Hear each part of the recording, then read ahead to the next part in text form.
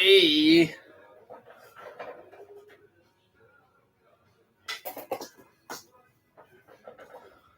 All right. Can anybody give me a thumbs up if you guys can hear me? Let's check some audio.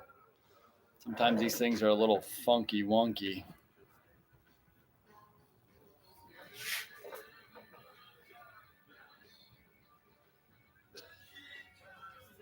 Somebody give me a thumbs up.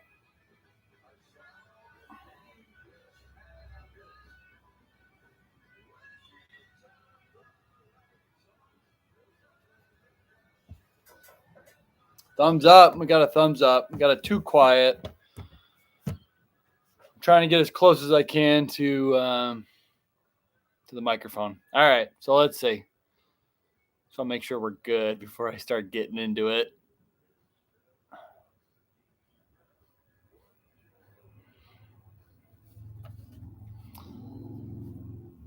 All right. Let's get into it. So I'm going to assume things are good audio-wise and people can hear me until I start getting a bunch of messages saying that I'm too quiet or I'm too whatever. So yeah, we hit 45,000 subscribers. That's celebration, man. That's awesome. Thank you guys so much.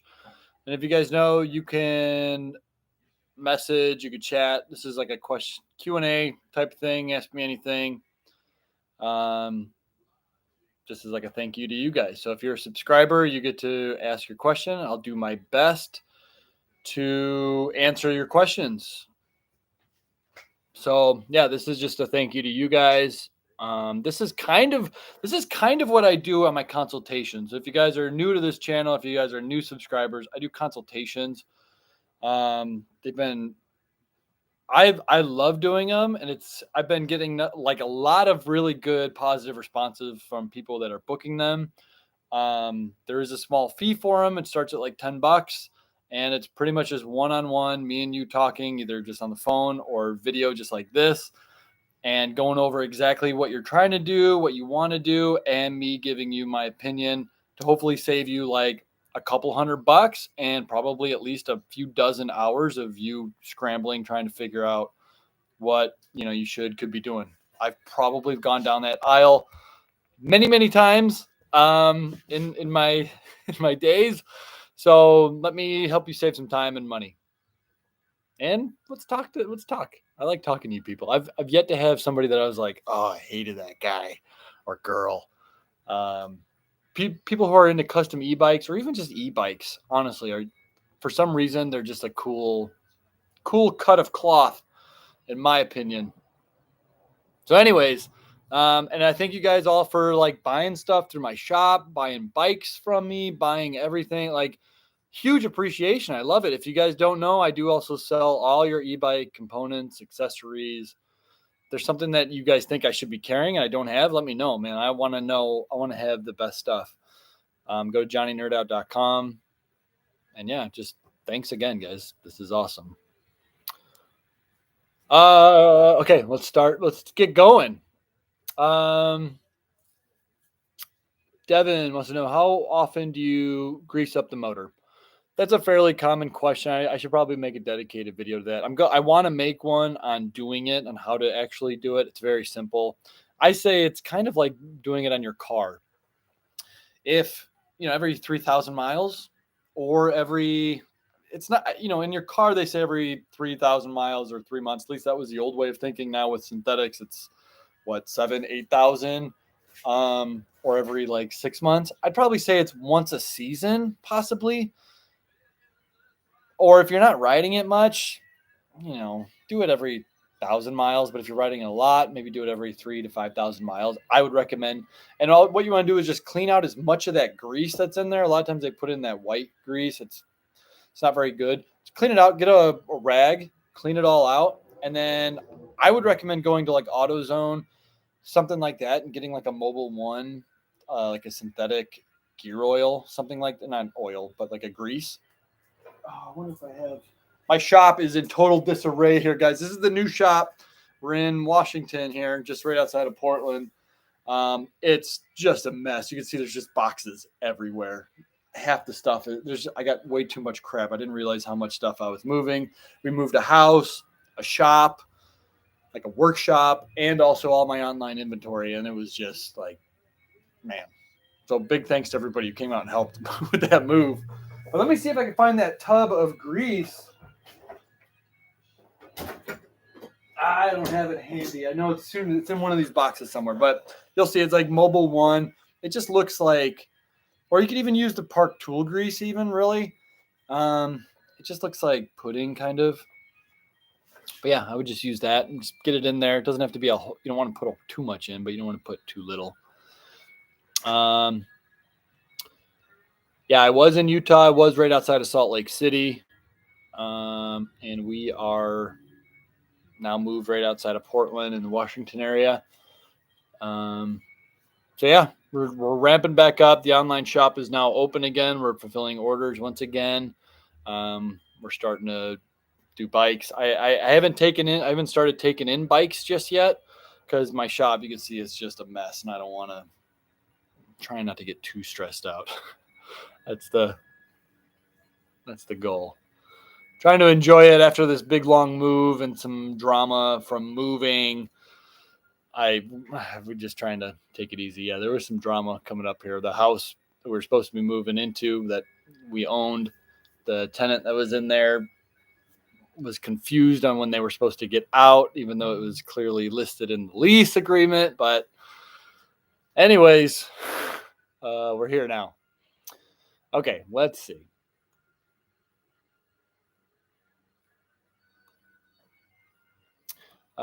Jason upgraded from a BBS02 to a BBS HD on his Yuba Mundo. It's a cargo bike, night and day difference. It's interesting. I mean, it's only like 5 more amps from a BBS HD to a BBS02, depending on which version you get. But yeah, the BBS HDs they're a little bit bigger and beefier. So it's weird. Like you get like a 750 watt rated motor, but you get a bit more surface area and more just magnets and copper and all that stuff to work with. It just feels it's more torquey, even though it's using the same amount of power. It's just the watts are not the same. Don't go by watts all the time. People always say that with like hub motors and mid drive motors. It's like it's 750 watts. It's the same amount of power, but it's like how it's being used. Having problems with 500C display out of box. How do I contact you? Just email me. If you bought it from me, go to support@johnnynerdot.com. Otherwise, go to whoever you bought it from. Which is funny. I get a lot of people who buy stuff from vendors all over the place, and then they contact me to warranty it. I'm like, I can't really do that. I'll try to, but it's like a weird thing. I'm like, I'll still try to help you out, but normally you got to go to who you bought it from. But yeah, if you bought it from me, just email me, give me your order number, and we'll get you straightened out. Get that taken care of if there is an issue. Do you need a gear shift sensor for an internal hub? No, you don't need a gear shift sensor for anything. I always recommend it though, and yeah, I do recommend it for internally geared hub. Internally geared hubs do work a little bit different. With a standard cassette, you want to be putting movement through it. With an internally geared hub, you don't want to have any stress or like power going to it. You want to be like stationary, essentially, almost more like an automotive thing where you want to just completely kill power and then shift and go up. So you don't need it. I mean, if you're shifting properly and you're using it properly, you don't need it, but it just takes away that extra 30% of chance of error. So I would definitely do it. I had an internally geared hub on my bike. And for the most part, a lot of it, I had an issue where my gear shift sensor wasn't working. The Chainring gouged my gear shift sensor cable coming out of the motor and it didn't work. And so I was just like, forget it. So I didn't ride it with it for a while. And it wasn't until much later that I was like, I'm going to take the 15 minutes and repair that broken cable. And I just kind of, rigged up the gear shift sensor and then it worked. And then I was like, man, why did I do this forever ago? It's so much nicer having a gear shift sensor on your bike. It just keeps everything running much more smooth. It's not a catch-all. It's not a fail-safe, but man, it really, making bike repairs kind of sucks. You don't want to be with a broken chain, a broken stripped out teeth on your cassette. You just don't want that. So everything you could do to keep your bike running nice and smooth, I say do it. Especially those things I sell them for $25.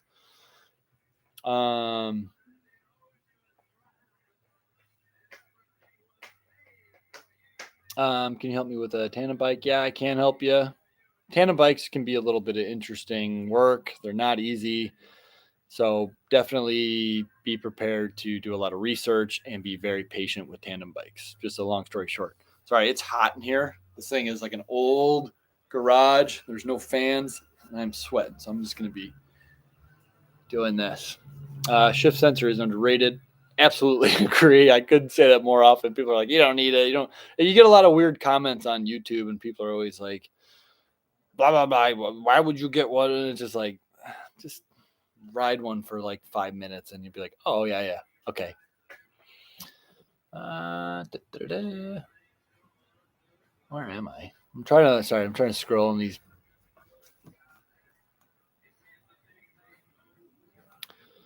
This is a good question. What's the difference between the 44 tooth that comes with the Bafang compared to the Lecky 42? I wonder if I could pull. So I probably have it somewhere. I would just show it to you. But so the one that comes with it's pretty straight. There's a little bit of offset, which you want offset because I'm sorry if I'm over explaining right now, but when you add a motor to it, your chain line is going to be bumped out a little bit away from the bike, which means that the chain has to like travel back to get to your rear cassette. And you've got this chain that's doing, this is your chain ring, this is your chain. It's like making a left turn, which means if you ride hard enough, this thing's just going to keep popping off and it's so annoying. So what you need is a chain ring that kind of brings it back in. It's like an upside down umbrella. That's what I always say. It looks like this, but turned around, bolts right here, but it brings that chain line in. The 42 is more of an umbrella than the stock 44 that it comes with. 44, the Lecky 42 tooth is one of my favorite chain rings of all time. Between that and the 36 tooth, it kind of depends on what you're looking for, but the 36 tooth, especially for the BBS02, it's like $50. Not even. I think I sell them for like $45 or something like that. And having that 36 tooth changes the performance crazy. You get so much more climbing power and torque.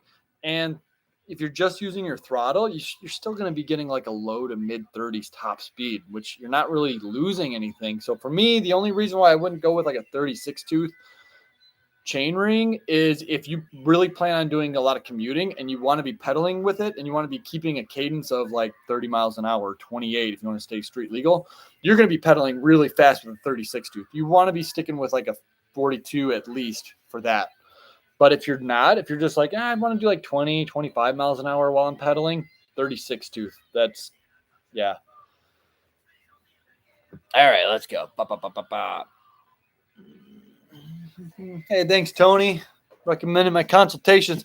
I love them, man. I love talking to you guys. I think it's great. I feel like after every one, I almost leave with a friend. Or I'd be like, let's ride.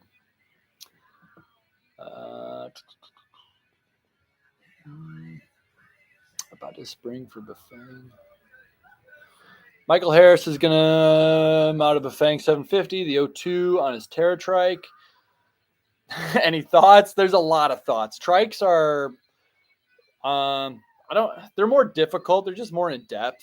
They're not like, you need more adapters. Go to T-Cycle, t-cycle.com and look at all their adapters for trikes that they have. That's just going to make your life just way easier. You're going to need a lot of things to like mount. It depends on how your cockpit's set up. Like if your handlebars are up, if they come out, everyone's is different.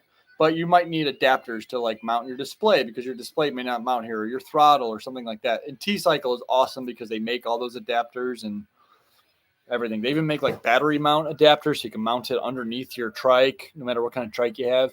They're an underrated resource for, maybe not underrated, but maybe unknown resource for a lot of people.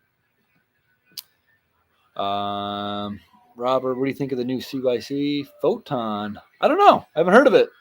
I've been too busy moving for like the last month and a half. I've been out of the loop. So I don't know. I'm still trying to get my CYC stealths and pros. It's just insane trying to get motors from them.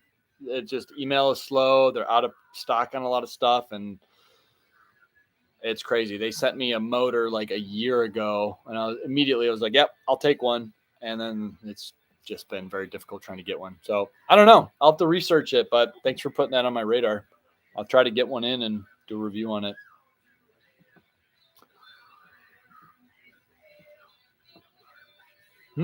Thanks, Hamilton. Yeah, totally professional of me. FaceTime in. Hopefully, I wasn't too distracted. Hopefully, I gave you a good,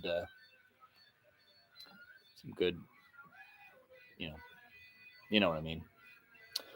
I know, Jason. Where will my new Johnny Nerd Out test be held? I'm scouting locations. What I should have done. I'm super mad I didn't do this. I should have measured the grade of that drainage ditch that I had, which it's just distance by whatever. And I didn't. So I'm gonna have to find a new one. There's a school kind of near me that I may have to just ride all the way down there and do it, but I don't know. I got to find a good hill. Maybe I'll find a steeper hill since a lot of these bikes were just easily climbing up that one, and it looks like, oh, that's just an easy hill, but it's like, no, that hill was, you would never get up that hill if you did not have a motor. You wouldn't.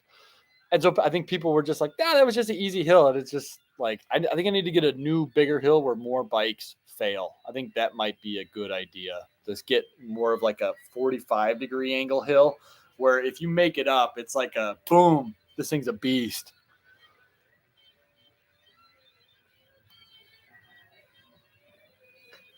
Um,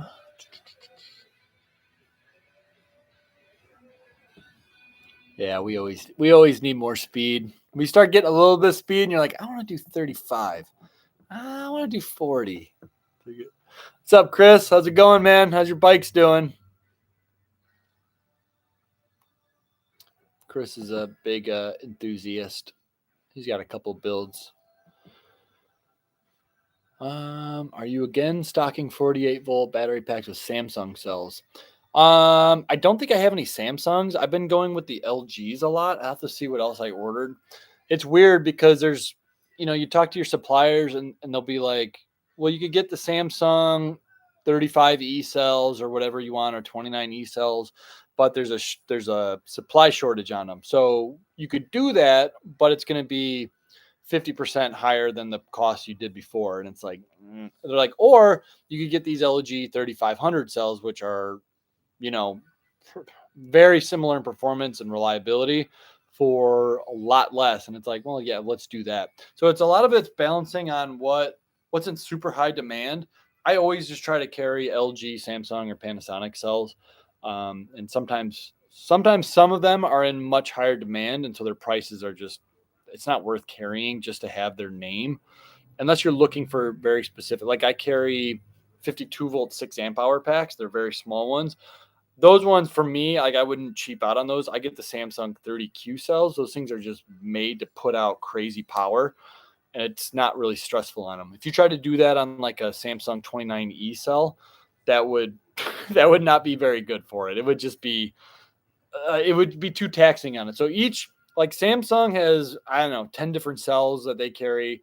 LG, Panasonic, they all have between 5 and 10 different cells, which are kind of like their different performance. They're all made to do different things. Some are more energy dense. Some can put out high amperage really fast, but they're not nearly as energy dense, which means that they're not going to be as long range. So it's kind of, you want to have that good blend, that like something that could handle 30 amps, because that's what a BBSO2 and HD are, putting out, or at least getting close to putting out. So I want to make sure that a pack can put out 30 amps continuous without breaking a sweat, but also has good energy efficiency, like 35 milliamp hours per cell, because that way you're going to get those 52-volt 17.5 amp hour packs and things like that, which I think, and like those 52-volt 14 amp hour packs that I have, I really like those ones because they're in the slim packs.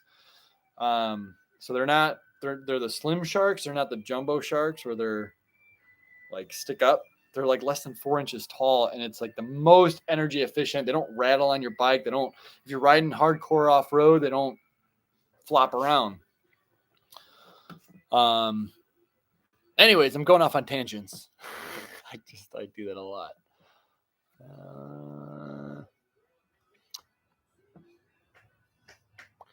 Do capacity test your batteries? I do occasionally. There, it's funny because they say like 17 and a half amp hour. Most of them aren't. I remember I first came to this realization like 5 years ago. I bought an EM3 EV pack, and it was like it was a big triangle pack. It was like a 52 volt, 26 amp hour, or something like that. And they used to, I don't know if they still do or not, but they used to test it with the actual, and it was less than. And I was like, I was kind of bummed because I was like, wait, I bought a 26 amp hour and this thing says it's like 25.2 amp hour. I was kind of bummed because it wasn't what I bought, but at the same time, I was kind of happy that they did test it, and I knew what I was getting at least. So they put that kind of thought into it. So I kind of like that. But yeah, so the actual amp hour versus what you're actually getting, it's hard to say because there's, it depends on what you're testing it at. If you're testing it at 25 amps, it's not going to get that 17 and a half amp hour pack is probably going to rate it like a 15 amp hour pack or something, because it's not super efficient when it's just bam, like when you're just full throttling it, it's not super efficient. If you go at like, I don't know, 4 amps, 5 amps, I think you're going to get a much better set, more close to 17 amp hour pack. I would say like in a 17 and a half amp hour pack, you're probably looking at like 16.9 of actual capacity. So that's a great question. That's, you can tell you're definitely thinking. I like that. What size mid drive did you need for the ODK 500? The ODK, I think that was the old juiced bike, if I'm not correct. I think I did that one like 2 or 3 years ago. I'm trying to remember, but that one was just a 750 watt. Whoa, I almost fell off my chair. That was a 750 watt Bafang BBS02 I put on there, and that was just a single speed. And I think she had some balance issues, and just she wasn't like a super strong bike rider, so he just wanted it super simple. So single speed was actually perfect for him, and I think we had it geared so it was like 19 miles an hour top speed, so it was perfect. So yeah, 750 watt mid drive BBS02.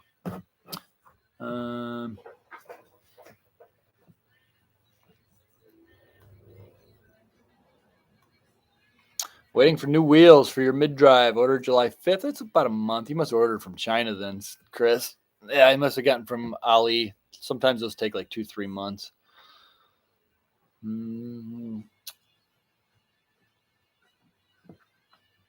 Bikes with the smaller wheels. I've done, I guess I haven't really done too many with the small wheels. I have done the Extra Cycle, which has I want to say it's a 20-inch wheel in the back. I mean, they're fine. There's nothing really too different with going with 20-inch wheels. They're going to change the performance a little bit. You're going to be a little torquier. Oh, actually, I think I did do a folding bike. There's a Polygon. I think I carry it on my website. I think I'm out of stock on them at the moment, but I like those bikes. Those are pretty good. Going to be a little torquier. But if you don't need a 35 mile an hour top speed, they're perfect. Where do you get your batteries? China. There's a lot of different manufacturers. TLH is one. Battery Builders is another. Sometimes EM3 EV. Yeah, just there a lot of places. There's a lot of places. I don't have just one supplier. I try to keep it because some suppliers are out of stuff, and it's like, all right, well, I need batteries. I need to keep doing builds, and people want to keep buying motors for their build. So, yeah, there's a lot of different places.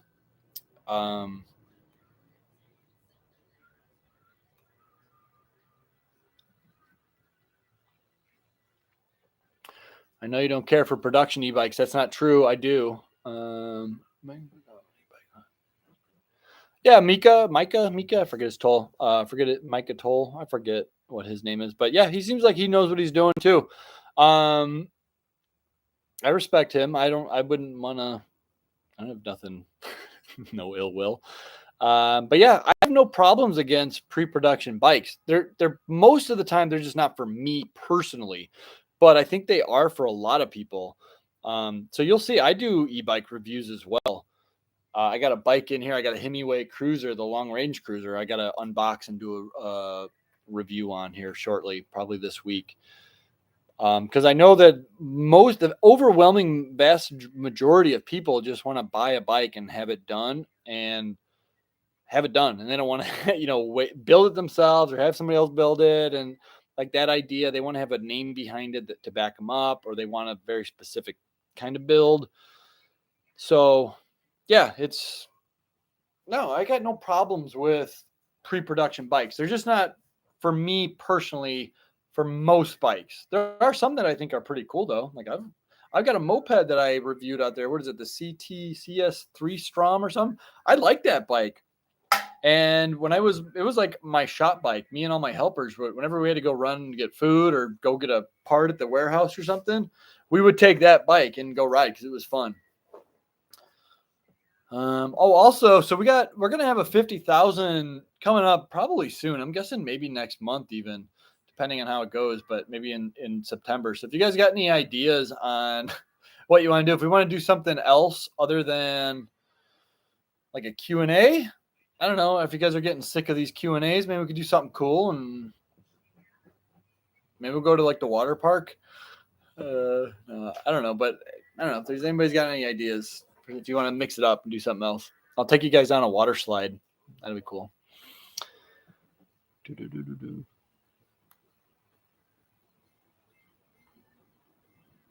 I ever run the wire harness through the existing frame holes? No. Because, if you got to expand the holes, so if you drill a hole into the frame, you have to reinforce it somehow. Like a lot of times, like with bikes, if you want to mount the battery, the battery mount, sometimes you have to drill new holes and put threaded rib nuts in there so that you make your new water bottle mounts, essentially. If you just were to drill a hole in the thing, that aluminum would, after a while, probably just crack, and you don't want to just drill a hole in and leave it open. You may be okay, but I wouldn't do that. So if you want to put a hole in there to run a wiring harness through, you're going to need probably a hole about that wide, which is pretty big. So if you could find like a rib nut to then compress in there and fill that in and add some security to it, I'd say go ahead. But man, I don't know. I wouldn't want to. Can you get a cruise controller for the Bafang mid-drive? You probably can. I think I have seen some, but they seem kind of hokey. But it's so crazy because technology, it's changing every single day. I mean, just like a year and a half ago, you couldn't even get like a good lighting system, and now like the lighting system that I have that I've gotten from Bafang, like I love it. It's awesome. It's super bright light, turn signals, a brake light, like I don't know. And there's some that have something like that with a cruise control feature in it, but I don't know. I can't recommend any. I don't know how well they are.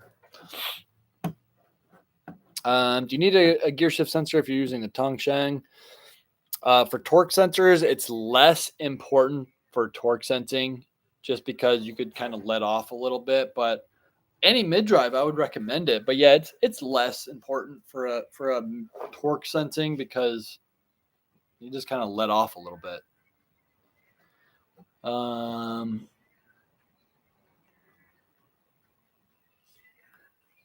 Have you seen the new Bafang bling ring? No, I have not. I don't know how it compares to the Lecky. I don't know, but I know Bafang's working on a bunch of stuff, a new transmission. Well, we'll see how it comes out. I can't wait to get my hands on a lot of this stuff.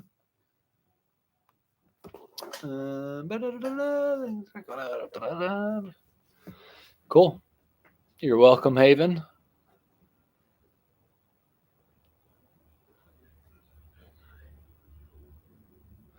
I have a gear shift sensor for my BBS02, but when I shift, sometimes it doesn't change gears unless I stop pedaling and then shift gears. Is that a problem with the sensor, or derailleur needs adjustment?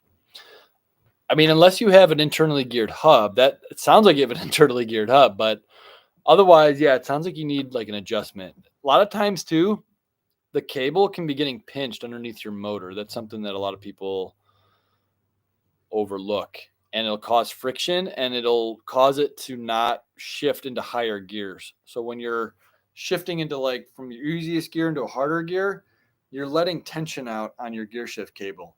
But if it's pinched, it's going to keep that tension and not allow it to shift easy. So I would be looking for something like that, or even like a dirty uh cable housing, something like that, rusted cable housing. Maybe just replace your gear shift cable, something like that. Uh, Northrock XC00 is $100 off. Bought it yesterday. I know, I saw that on Costco online. If you guys have a Costco membership, it's $100 off right now, $3.99. I was tempted to buy up a whole bunch of them, but I'm like, I got no room for them. Normally they're $500. Right now they're $400. That's pretty cool. What are your thoughts on the Giordano Intrepid sold at Walmart? I have no idea. I don't mean to sound like a snob or anything, but I would definitely say, like, man, I don't know how much it costs, but without seeing it, which, I hate doing that, but I would say I almost just wouldn't buy anything from Walmart if you're going to convert it. If you're going to spend like $300 on a bike and that's all you got, buy a used Trek or a used Giant or a used GT, something or other than a brand new. That's what I would recommend. If you were my family and you came to me and asked me that, that's what I would say. I'd be like, man, buy some. Or if it's $600, I'd be like, go look at like the Trek Marlins or something like that. The Giant Talon. I would be looking at that if you're looking at mountain bikes. What happened? I just lost. Okay.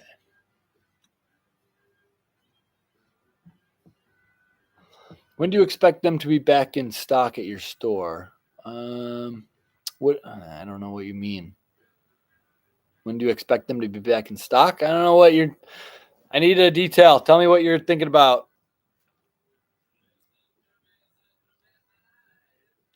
Yeah, 42. If you're pedaling too fast, the 52 will definitely be a big, big change.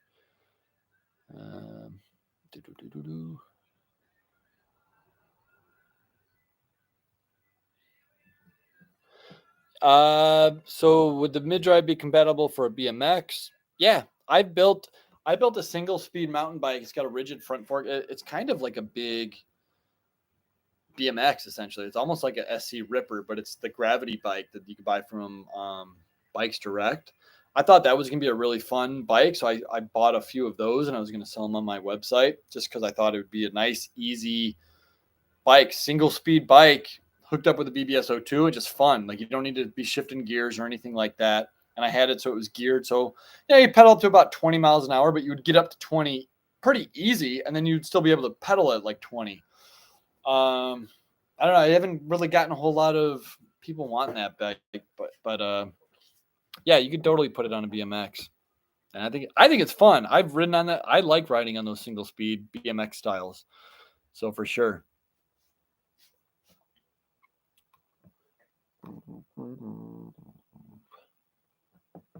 Is your daughter making an appearance today? Probably not. She's probably going down to bed soon. I don't know. Maybe if she starts crying, then I might need to. Might be my baby. Then my problem.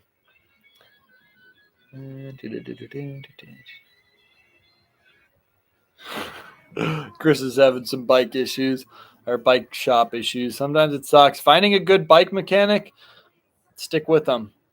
Someone who's honest and like kind of knows their stuff and likes what they're doing and is willing to help you. Yeah, stick with them.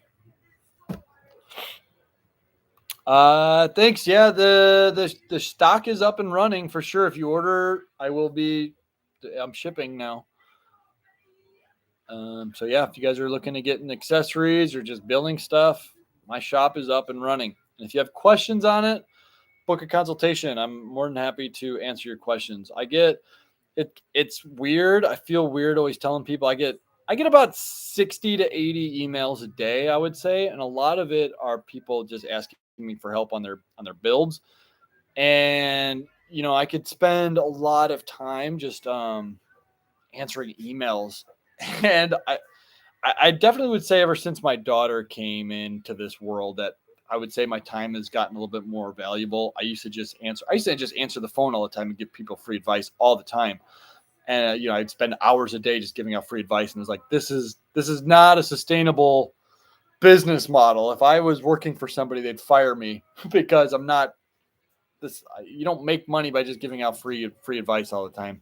And now that my daughter is here, definitely it's a lot easier for me to just, okay, we got a scheduled consultation. I know exactly when I start and when I end. It's a lot easier. It's way more concise. The consultations it works out way better. I'm able to just knock it in, knock it out, and give you all the information, hopefully, that you need to either do your build or finish your build. Emails can be hard because people either send me like this super long list in email. I'm like, oh man, I don't have these 10 minutes to read this thing and then boom, respond with everything. So yeah, consultations definitely the way to go. If you want to email me, you can. I'm not the super best at the fastest at it. I always try to take care of, like, if you ordered from me, if you got support, I always try to take care of those first, and try to be super on it with that. But yeah. How critical are brake cutoffs? Brake cutoffs, that's been kind of if you have hydraulic brakes, that's where they rip their hair out like me. And it just, some handles, it's next to impossible to mount them on. You're sitting there forever trying to get that distance with the magnet and the sensor and pick up, trying to make it, and it has to be at the right angle. Sometimes the lever's up here and your calipers here, or your reservoirs here. Sometimes you really got to be a MacGyver, and you got to like build things up. You got to stack magnets. Maybe you got to do things. I would always try to do that, exhaust all things. But if it's just not going, you don't need brake cutoffs. However, what I would do is, if you're not going to be running brake cutoffs, I would get a program cable, and I would program your motor to cut off the second it does not detect movement of the pedals. You don't want to be having it set to like the stock thing where even when you stop pedaling, the motor's still going to go for like half a second. If you got an emergency stop, you do not want your motor continuing to go for another half a second. So if you're not going to run brake cutoffs at all, like a motorcycle or something, definitely make it so the motor cuts off immediately, just for safety. You don't need it.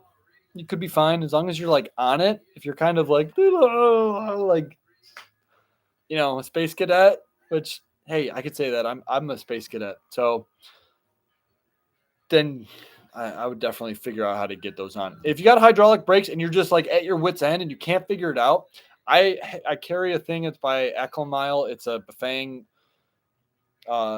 hydraulic brake cutoff kit. It has new levers with the brake cutoffs built into them. It's actually an entire system. So if you have hydraulic or don't have hydraulic brakes, if you have mechanical disc brakes and you want to upgrade, those things are awesome. They're $89.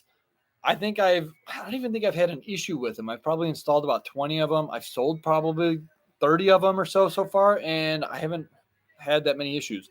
You do have to be careful with installing them. That's the one thing. I've had a couple people like have some fluid leak out of it, so then they have to re-bleed the brakes, but it comes pre-bled.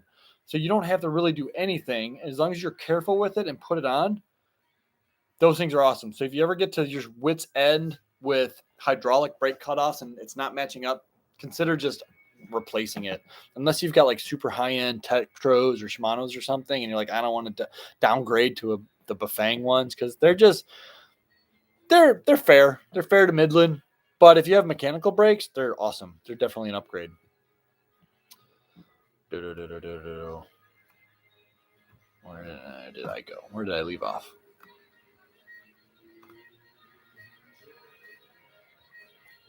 Can you describe the different types of cells and batteries? Yeah, they're like this. And then some are like this.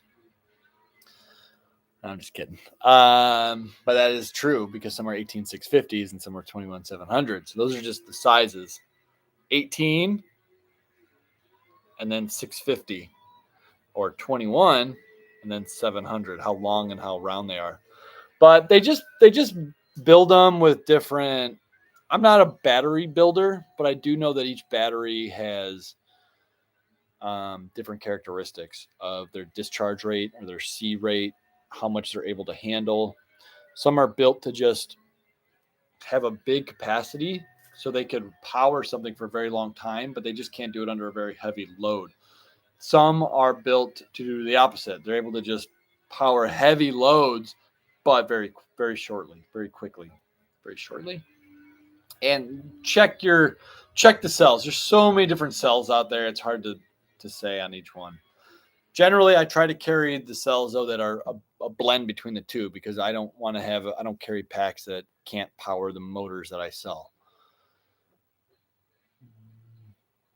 If we go the Alibaba route, are there batteries we should avoid unless we're looking to file a claim? That's awesome. All of them, honestly, unless you are someone like me that can buy from buy from a lot of different sellers, and I'm able to just kind of write off when I get a loss. That's how I found a lot of my resellers is, you create a RFQ on Alibaba and a lot of people reach out to you. A lot of them sell crappy materials and you buy them and you end up, it's garbage and you end up buying it. Fortunately for me, like I could shoulder that a little bit better, but if you're just a builder trying to build your one bike, you probably don't want to waste $300 or $400 on a battery just to buy another one to feel like, oh, this one worked. So you now spent $800 on a battery, on one battery. So I don't recommend Alibaba. I don't recommend Amazon. I don't recommend. Honestly, that's the one thing. Normally, I'm like, yeah, just buy through here, but I wouldn't. I would buy from a retailer, someone that's going to back it up and be able to replace something if something's not working, and not leave you in the lurch for 3 months while the summer goes by and your bike is there and you got to go back and forth with documentation, blah blah blah. Buy it from someone like me or someone else like me, and they'll take care of you. You may pay a little bit extra, but honestly, like markups on a good quality cell should not be that much. So you're not really losing unless you go to like certain retailers. There's some retailers that I look at their prices and I'm like, what? How are you charging this much money? How are you charging $700 for a 52-volt, 17 and a half amp hour pack with 35 E cells or something like that? I don't, because they shady marketing. Don't get me started on the e-bike industry right now. It's so weird. Hemingway has an F with the Better Business Bureau. Lots of horror stories on the website. That's funny. How's your motorcycle build-up going? So the motorcycle didn't make it. So it's at my in-laws' house. It's in their garage. I got a plan on going back out to Salt Lake and getting the motorcycle. So it's just sitting there. It was like this close. There were so many times I should have been filming the entire thing.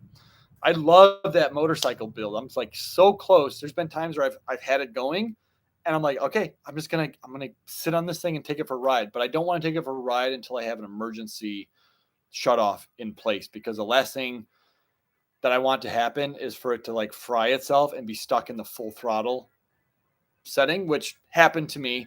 And that thing almost worked itself off the stand. That thing was set to full throttle. So imagine like an electric motorcycle going 60 miles an hour with everything just kind of tacked in place.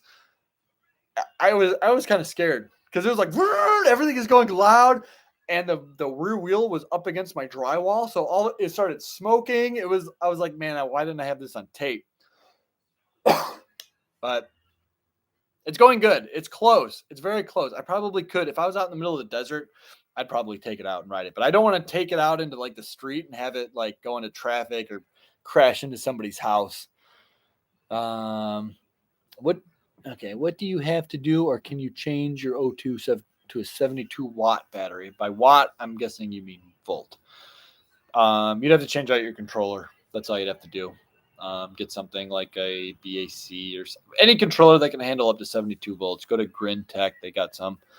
But you'd probably fry your motor really quick. But if you want to go out in a blaze of glory, I'd say do that.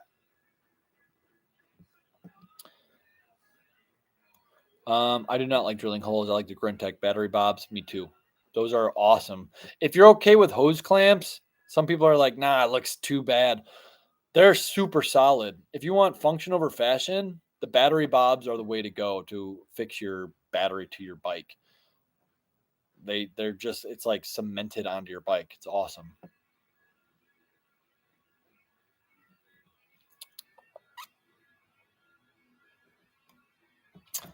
What have you heard about new geared transmission e-bikes with belt drive? Um, I know that the Bafang has got one coming out, but I haven't got my hands on it yet. Have you seen Scarper of the UK? I have not. I don't know what that is. Is that a person or a thing? Cool. Have a good one, James. Thanks, Adam. Thanks for your patronage. Appreciate that. Appreciate you guys buying from the shop, keeping the pirate ship alive.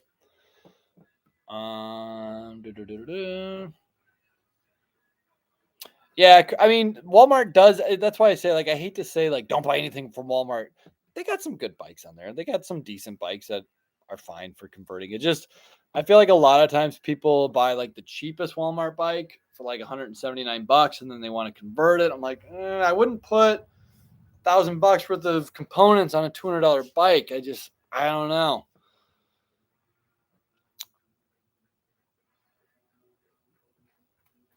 The Tongshangs, I'm not super thrilled with them. They're okay. They're definitely cool. They have their place for everyone. They're hard to get. First of all, I know they're kind of in a lawsuit with Bafang.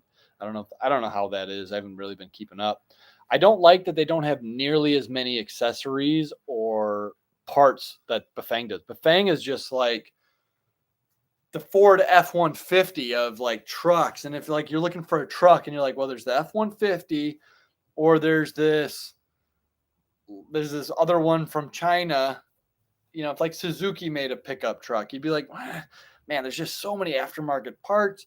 It's so easy to repair this F-150 and the Suzuki. They only sell about 1,000 of them a year. So parts are hard to get. It's kind of like the same way. It's not that it's bad. It's just, man, I don't know. I just think about after care.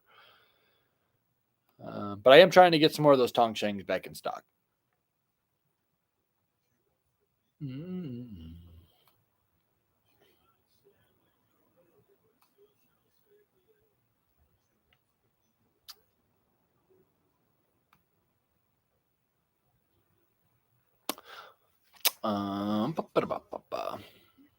Sorry, I'm reading, guys. I'm a slow reader. Chicago Public School. Sorry, my face is probably getting red too. I'm in a sweat box. Johnny Nerd Out sweat box. What time are we at? All right, we got about 10 more minutes. I'm gonna try to buzz through these. Thank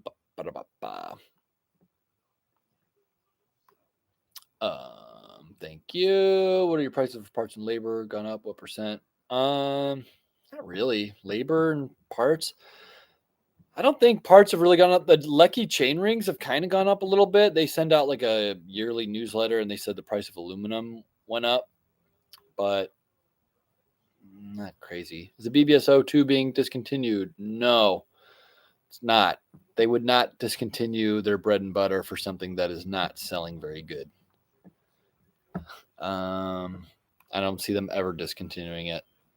That would be dumb. If they discontinued the O2 and the BBS HD, that would literally be the dumbest marketing business decision in the history of business. Sorry about that.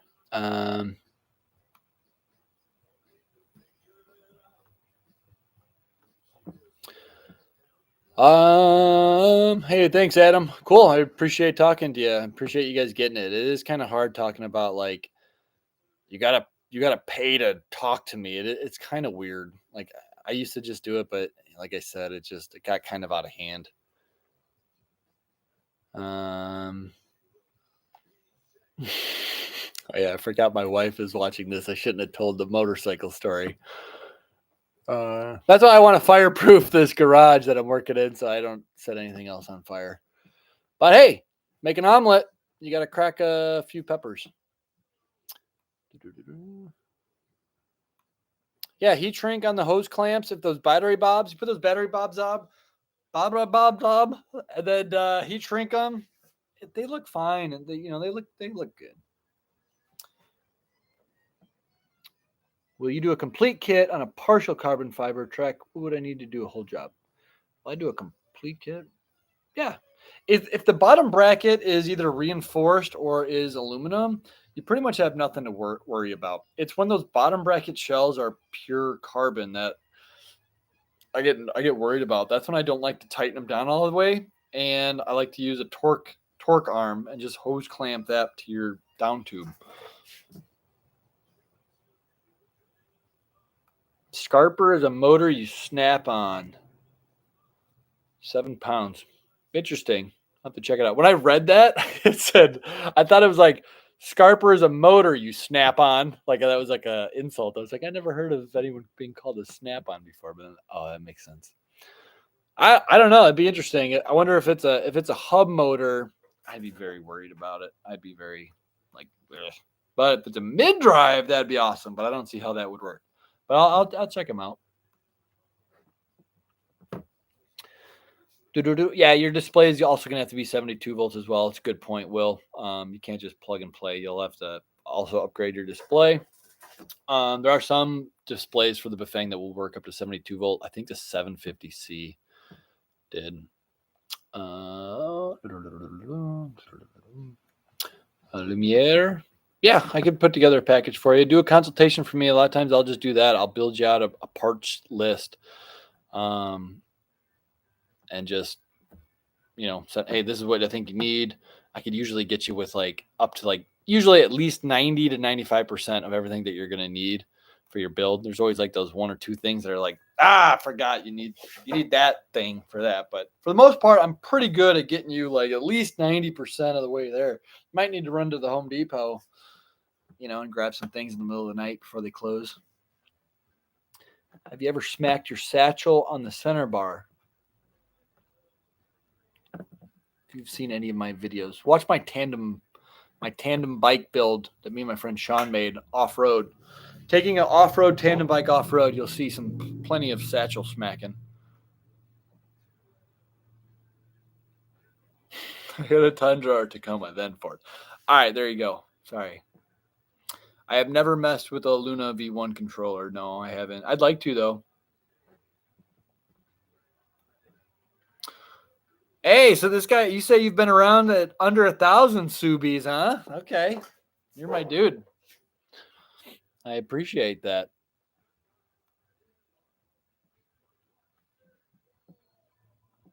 How much is the cost to ship you a bike? Yeah, so shipping a bike to me and back is kind of expensive. Only because here's the thing. So say you put a bike in a box, disassembled. I get it. I now have to assemble a bike. Normally that's $100 charge to assemble a bike. And then I have to do the conversion, which is, usually about $350, somewhere around there. And then I have to disassemble the bike to put it back in a box, which is normally another $100. I haven't really, I've been charging way less. I charge $100 to do both services. So it's $450 for my labor to assemble a bike and then disassemble a bike, which is, I need a manager to tell me you're an idiot. But then you also got to pay shipping, which is probably going to be $150 each way minimum. So that's $300. And then here's the thing. You really got to put it in a good box. I get bikes shipped to me in kind of the boxes that they is not meant to handle e-bikes. So I would recommend going to shipbikes.com and buying one of their XL bike shippers. Those things are $150. So you want to be shipping an e-bike in a bike that's rated for e-bikes.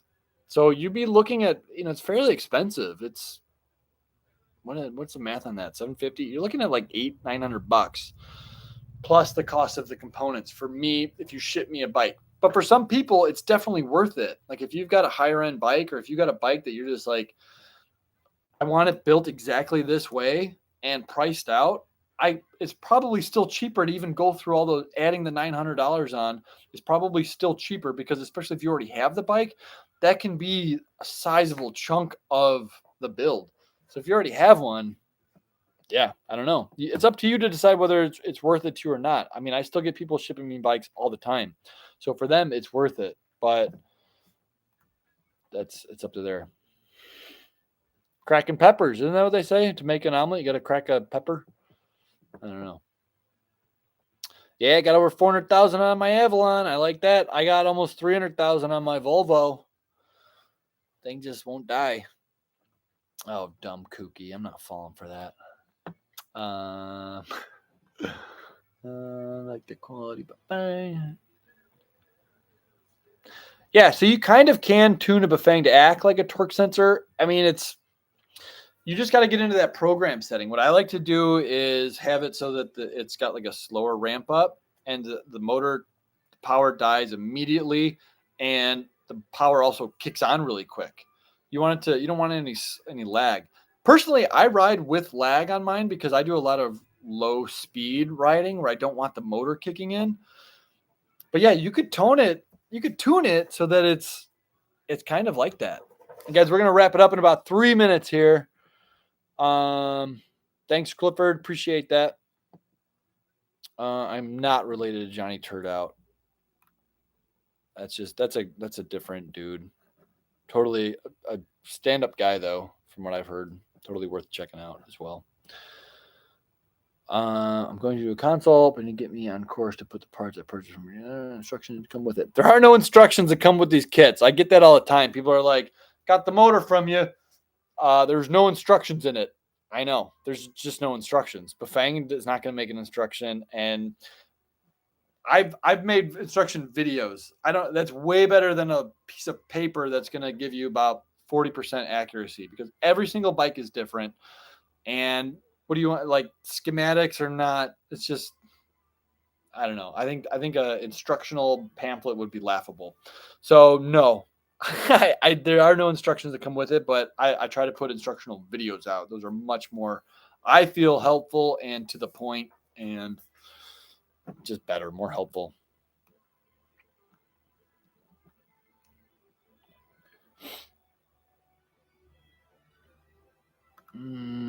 I can't trade for minoxidil. Sorry, there's a legal battle with that.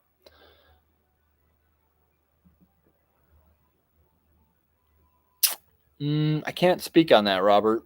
It's a good question, though.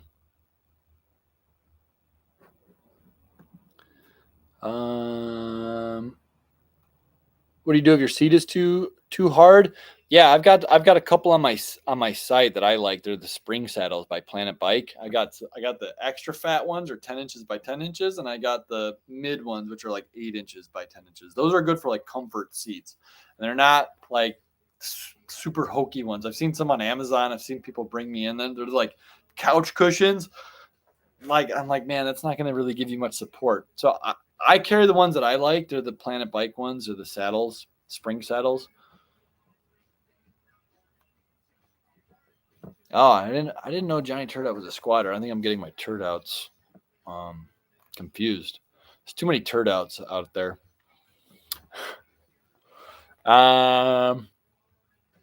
Yeah, I'm getting some 120s, BBS HDs, and like they should be here this week. Everything is just like should be here this week. But yeah, getting shipping from suppliers is frustrating, because you're like, okay, should be here this week, and then doesn't.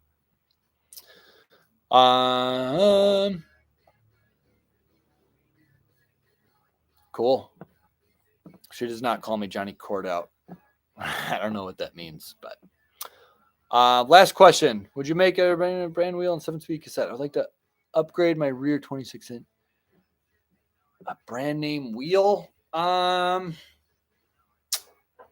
there's a lot of wheels.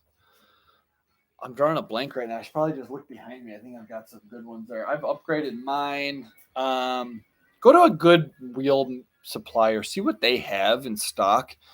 Just go to like a good wheel builder, and you could look them up. If you Google wheel builder bike shop, see what they have. I would get something with a double walled rim. They're pretty much all going to be double walled, but if you're buying something as a single wall, I'd be a little like, I don't want to get this. And then, yeah, 7-speed cassette would be the minimum. I would probably go with an 8-speed cassette. You're just going to get better quality stuff, I feel like, with the 8 speeds, and maybe even a 9-speed. Maybe consider going with an 8-speed, 9-speed. There's no cost difference, really. As long as you're getting like a new wheel, yeah, just go with like an 8-speed or 9-speed. That's what I would do. Hope that helped. Guys, we're at the hour mark. Let's do it. Can't wait to see you at the 50K party. Let me know if you got any ideas. Water park was thrown out there that we go to the water park and we go down some slides and stuff virtually. Obviously, it's all. I would just have you on my phone. We do some Q&As or something there. But yeah, or maybe we do like a e-bike meetup. That'd be kind of cool. I know there's a lot more people out where I live now. When I was out in Salt Lake City, it was kind of like smaller and then desert everywhere. But now that I'm on the West Coast, I'm like closer to like a lot more metro areas. So it might be a little bit easier to do meetups and stuff like that. So I don't know. Might be an idea. Maybe only be like 2 or 3 of us. Might be a little awkward, but hey, I don't know. Cool. Thanks, guys. Appreciate it. This was for you. Hopefully you guys enjoyed it. Thanks. Check out johnnynerd.com. Sorry. This is a goodbye part 2. Go to johnnynerd.com if you need consultations. You want to get e-bike components, parts, help support super small business and people who are just freaking passionate about the e-bike industry and the community and things like that. Making better e-bikes for less money. And I'll help you do it. All right. Cool, guys. Later.